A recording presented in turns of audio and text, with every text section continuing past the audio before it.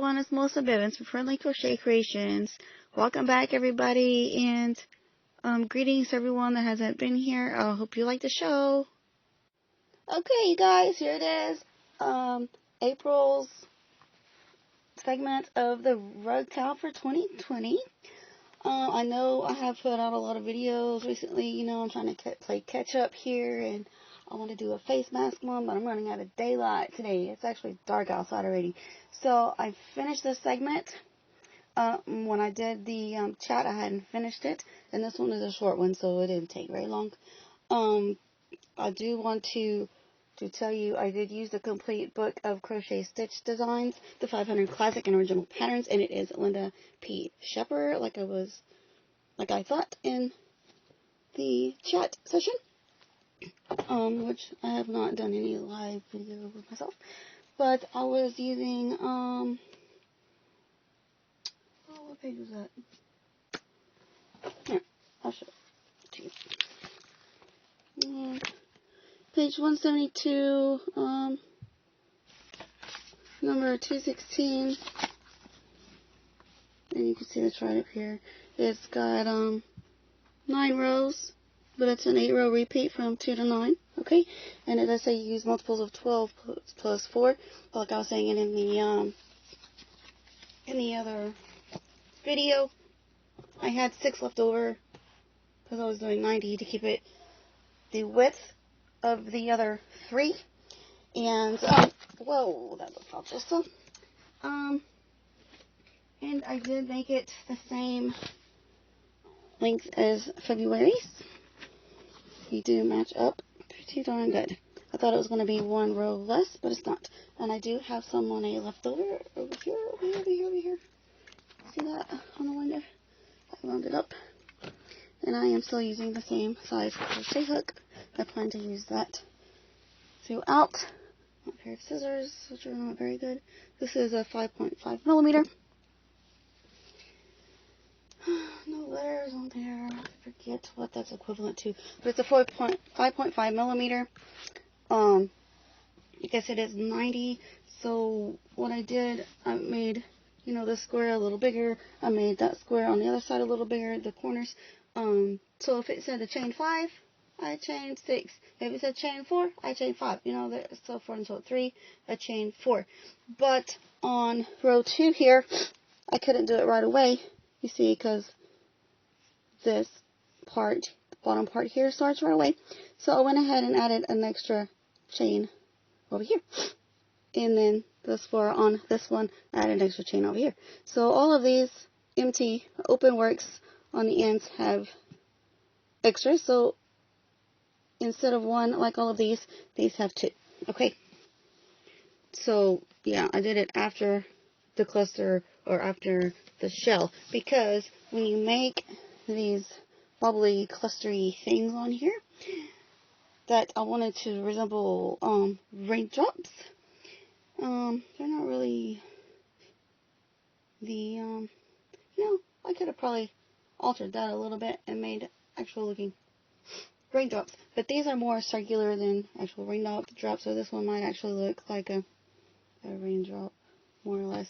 But anyways, what it is, on the bottoms here are shells, right? On this first row of the bubble, which is row 2. And then row 3 up here, you actually have a cluster. You have a cluster. It's clustered up here at the top, okay? So it's a 2-row cluster bubble thing. And they look like little bubbles, yeah, can blow bubbles. Extra large raindrops for all the rain we have. You know, sometimes there's even tornadoes in here, and I did see some stitches that look like twirly tornadoes. I don't forget what they were called. Bouillons or something. Bouillons, I don't know.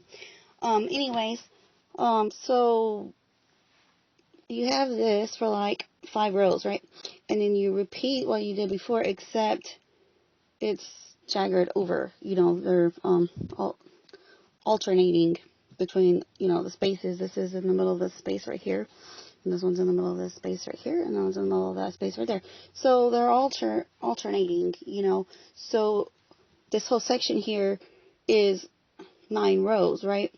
but you don't repeat the first row. You repeat the 8 because this one has, 2 already. So 8. So I did that twice. I repeated the pattern again. And if I wanted it as big as January and March, I would have done it 2 more times. But if I wanted to do it the regular size that it needs to be, I would have done it 3 times. So I just did it the 1 repeat, and we're done. I'm pretty sure May is going to be a little bigger than this one, and it'll be probably as big as January, March because of the flowers, and I may have to do a repeat on that. I have not picked that yarn out yet. I'm still thinking about it. I saw some yarn that I really wanted to do this time too, like Eastery pastels, but it is really raining a lot right now, so I decided to go with the Monet. Red Heart by Monet. So this would be, say, 9 plus 8 would be 17 rows, right? And like I said, I thought it was going to be 1 short, but I wasn't going to add it because I'm just going to leave it short, and that's okay because I can play with the length on something else later if I want to, or just play with the length at the very end, or just, it's a freelance thing or whatever. It doesn't have to be a specific thing right now, I want it to be just so or whatever, just strictly this and that, but I'm going to be a little more creative and play with the length a little bit because it doesn't have to be exactly what I measured that last time that I measured. So, yeah, so I have started with 90 chains, and I have 17 rows going up, and I did repeat twice.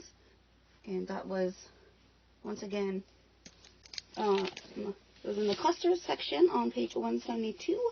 The stitch pattern is number 216, and those are the extra large bubbles that take up 2 rows. Okay, now I wanted to talk to you about something. There is something with these chains and this book. I've never seen that before. Okay, whenever you're doing these, right, you're decreasing the squares. Like, you don't have this bar here on the square, right? So what you do on the chain, you put the bar there when you get finished with the bubble, okay? And you kind of do that with January's too, but it's not only on the last row, it's after the middle, After you get done with the middle and you have those 5 singles in the middle, you start putting those DCs in the chain, okay, to make your squares up. So we're making up our squares here, and that looks a little weird, funky, or whatever. It's going to do that, but you can move it around, or you can just go ahead and stitch it in that second chain of the 3 chains, if you want it to be specifically there and not have some play in it. I like it to play a little bit. I don't like it to be too straight. But I can be too strict, and it just, I don't know, it don't work out sometimes. So, perfectionist people can't do it if it's not going to be perfect, right? And I'm working on that. So I noticed, if there's a little play in there, it's all right. We can handle that. And well, you know what? I had the whole day off today, and I gotta go to work tomorrow. I think we have to wear masks now, so it's good that I made one. And I do want to bring you a crochet mask real soon, and I was going to work on that today, but I may have to work on that later. And I know I'm coming up kind of late on that one, but I wrote down a pattern, but I want to watch some other people with their patterns. And I saw one that had a unicorn mask for kids. Hey, I like that one too, but I don't like how she did the inside part. So I like the one that I did. And hey, I think somebody said you can use coffee filters for that. I know I was working in Fabrics and Crafts a week or 2 ago, and they were like, you can use vacuum filters, you can use this kind of filter, you can use that kind of filter. And I watched a video, and they say, well, you want to make sure it filters out the flu and viruses and this and that, Well, whatever. Somebody at work was using felt for a filter. I'm not sure how that works. That would be a washable filter. Don't know if you want to bleach that or what, or whatever. I saw a video where the doctor said not to use acrylic yarn because you can't really sanitize it very well. Cotton you could, but it'd probably shrink, you know. So he's like, don't knit those things. And I guess he means not to crochet them either. But I don't know. I think we can handle that. I make several of them, you know, and wash them up. And if I want to bleach them, you know, I could bleach them, but they're all going to be white at the very end. So, you know, I don't know. I like the mask that people are sewing, and maybe I'll try my hand at that one of these days. But I gotta get my system all set up and stuff, and it took me a while to get this section cleaned off right here, and I have to do all of these videos. And I hope you like this one. I can give you a better view of the baubles. Okay, so I was gonna give you a better view of the baubles, and the thing shut off. These are really huge. I've never seen them so huge before. You can see how that pops right there. And can you see that like that? How those are raised up like that. So anyways, there's that. I hope you enjoyed my video today. And I hope I'm not making you too dizzy or sick or nothing. Please push that like button, subscribe, share, and we'll catch you next time. Like I said, I'm planning on some things. We'll see if that actually happens, okay? Y'all pray for me. Make sure, you know, you do that. Then I can get these up and running and get my act together. And, you know, I could put out several videos if I set my mind to it. But I do got to get outside and do something out there too. So, anyways, I still have some things I got to do before I call it a night. So y'all like this and subscribe and share, okay? I'll catch you next time. Bye for now.